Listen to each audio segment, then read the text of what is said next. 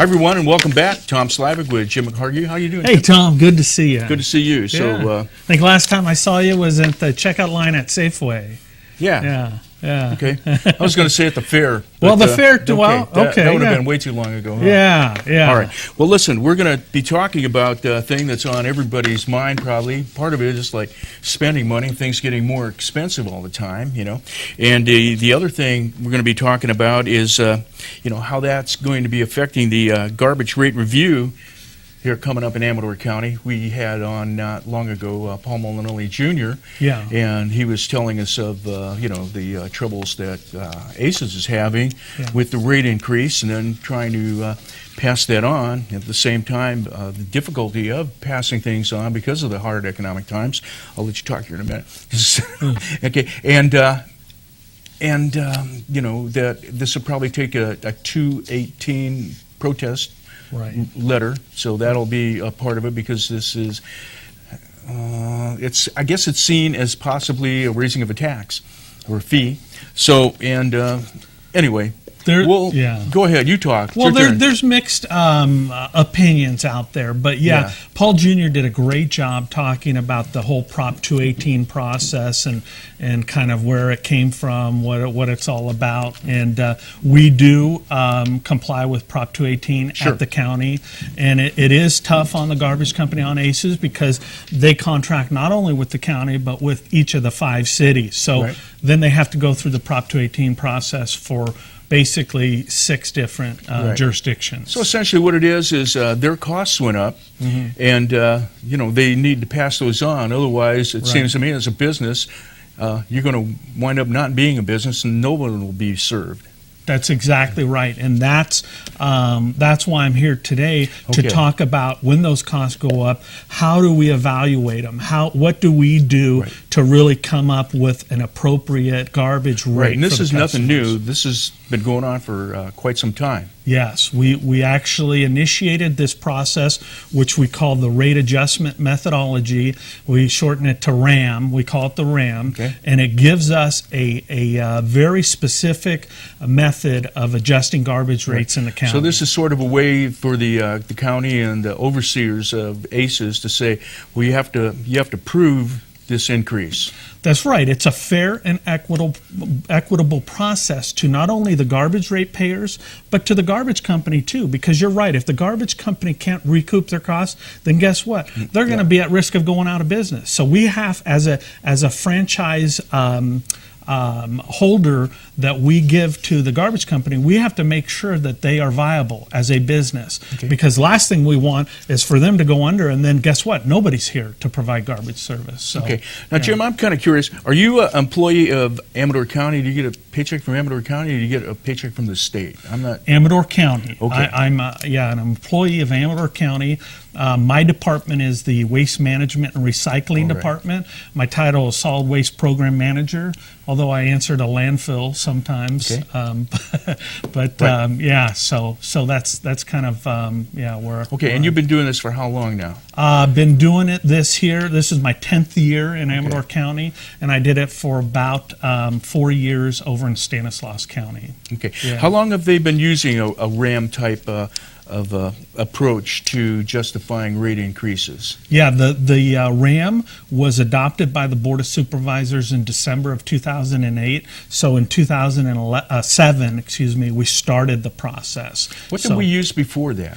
Well, and that's a great question, because what we used was a very unscientific, very unreliable system. Essentially, the garbage company would come forward and say, geez, costs are going up. We think we need... they would plead a case to you. They would make a case, but then we wouldn't have necessarily the backup and the documentation. Now, to get the RAM process in place, did we look at other counties? Did we look at other places? We did. We talked to a number of different counties, and actually we talked to the Regional Council of Rural Counties, which is 30 rural counties. And so they know of the problem of a smaller Absolutely. Anybody Yeah. who lives up country knows that ACES. There's some traveling involved with people, and also probably out in the Ione area as well. That's right. To pick up trash. It's just not like That's right. everybody's on the block, and once we do about 20, 40 blocks, we're finished. No. It's a whole different ball game as compared to being, like, say, down in Sacramento, where it's one customer after another in the suburban neighborhood. Okay. So it's different. So everything's customized and done like that. Okay. Yeah. We have. Looks like we have one more minute. Okay. Why don't we talk a little bit more generally? And we'll just talk about sure. ACES is coming up to do this, and afterwards in the second, it's going to be in this part on YouTube and on our website. Okay. But the other people won't be able to chance to see it. When is ACES subject to this? Well, actually, we've been going through the RAM evaluation process for the last several months, and we're looking at bringing forward options to the board on October, so in about a month. Okay, and this has kind of been, I'm not sure if, is this kind of been delayed a little bit? Well, normally we have something in place by July 1st. It's been delayed a little bit because this year it triggered an additional level of review. So it was a little more complicated. All right, okay. Well, we're going to take our break and stay with us right here on TSPN. We're going to be talking with Jim McHargue after the break. You're watching Amador County's #1 news and sports leader, TSPN.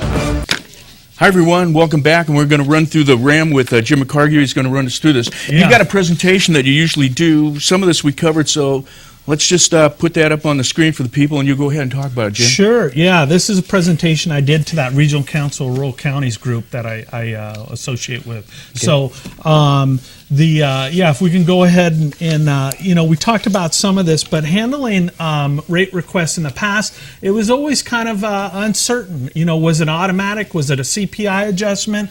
Did we do it only for emergencies? There was the good old days where it just happened with a slap on the back. So then there's the thorough, detailed review, and of course that's expensive. That costs a lot of money. So those were some of the way, and we know that nobody likes a garbage rate increase. It's really a difficult thing to do. When you say garbage rates are going up, it affects everybody, especially those low income or those fixed income. Yeah, it's tough on fixed. Yeah. So there's political pressures, there's waste hauler reluctance, there's staff at my department, county. Then you end up with longer gaps between rate adjustments, and larger increases are then needed, which makes it additionally difficult. So we had to come up with a goal. And we decided what we wanted to do is create a garbage rate review process that will be fair, time sensitive, and responsible to the ratepayers, the waste haulers, and the county. So that was our goal that we set out to. Okay. And what we came up with is, again, this, we call it the rate adjustment methodology, the RAM. And what it is we call it a hybrid model because it combines a cost base along with an index review. And what that means is, number one, the first year we do what's called a detail expense and revenue review. We really dig into the garbage company's expenses and revenues, and we look at every single line to verify. Look at their books. Okay. And we even get audited financial statements from them. All right. And then the second thing we do is the second year, we don't do the detailed review. We do what's called a refuse rate index, an RRI. That's an index much like the CPI, right? But it's specific to the garbage company, to the waste hauling business. So it includes industrial labor, industrial vehicles, industrial maintenance. It includes all these things, disposal, waste disposal. It includes all these specific indices that are very, very specific to the garbage companies. So with that, again, going to the next slide, what we look at is the detailed cost base really thorough review. That's where we really get in with a fine-tooth comb. That process begins in rate year 1. And then next, the following 2 years are index-based. And again, these are the 5 indices I mentioned to you: labor, diesel fuel, vehicle maintenance, vehicle replacement, and we do use the CPI as a component, but not the only part. That's just a component to the index. Now, let's stop here for just Yeah. 1 second. It sounds to me like this is done so well. Rates could also go down. Absolutely, and in fact, in the past, they have. We have had a few. They have, on occasion, gone down slightly. So that's the beauty of this. What it does is, I like to get people out of the habit of saying a rate increase. It's a rate adjustment, which means the rate can go up, either up or down, but based upon what the RAM determines. So you're absolutely right. Okay, let's continue on then. Yeah. So then, if we look at the next slide, the 4th year, the cycle repeats itself, and we start with a detailed process, and then we move on to the rate index adjustment. So again, it's kind of a 4-year cycle that it's based upon. What is it? Who gets this report? Who ultimately decides? This report, because I represent the county and the franchise area that the county issues to the waste hauler, and so this goes to the Board of Supervisors. It's a public document. Again, it'll be going next month in October, so everybody can look at it. Everybody can see, how it is. There's nothing done behind doors. There's no secrets to it. What it is what it is. You've been to these meetings before. Do the people that comment, do they generally find any fault with the methodology? Well, I think typically, Tom, especially with the Prop 218 process, people, no matter what, when something's going up, they want to protest against it. They would rather. Well, that would be a different thing. I guess the way that I'm trying to put it, you might say, this. We just can't afford it, so we're going to vote no, I guess, in the 218 process or whatever. But by and large, do you hear that they say, well, this doesn't cover everything, this isn't right, this isn't doing a good job? What I find is when people have questions, we're almost always able to resolve those questions through the thoroughness of this RAM process.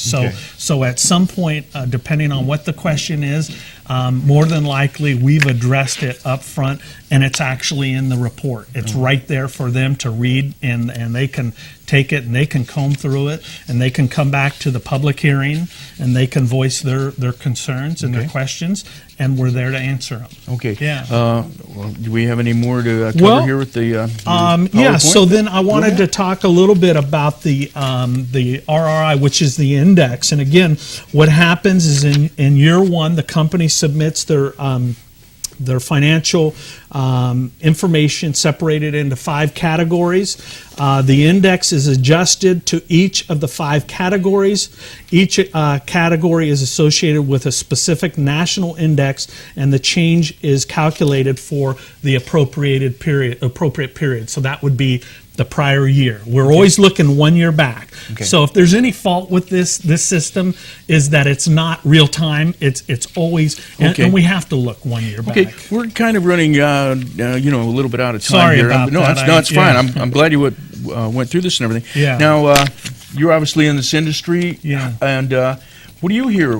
Are there 218 protests on garbage rate increases in the state? There have been, yeah. And again, the jurisdictions, the cities and counties out there, they're kind of mixed. Some of them do comply with Prop 218. Some of them don't. If they don't, they get challenged in court. So, Has there been any challenges that have gone through the litigation that have set any precedent? Nothing, no real precedent that I'm aware of yet, but I know that Sutter Creek and Jackson, of course, are involved, to some extent with that. But at the county, we haven't been involved in any Prop 218 issues because we comply with it. Okay, and this hearing's going to be coming up, or are you going to present these facts when? Looking at tentatively October 23rd, but we'll publish the final and actual date for that. But we're looking October 23rd. Okay, once again, a lot of information for people that want to go down and talk about this, and because Yeah. everybody's concerned in this. Although, to be said, everybody doesn't have to use ACEs. You can put the stuff in your pickup truck, and a lot of people do can that. haul it down there. Or take it down, right? So Yeah. this isn't a you're-in Yeah. only thing, right? That's true.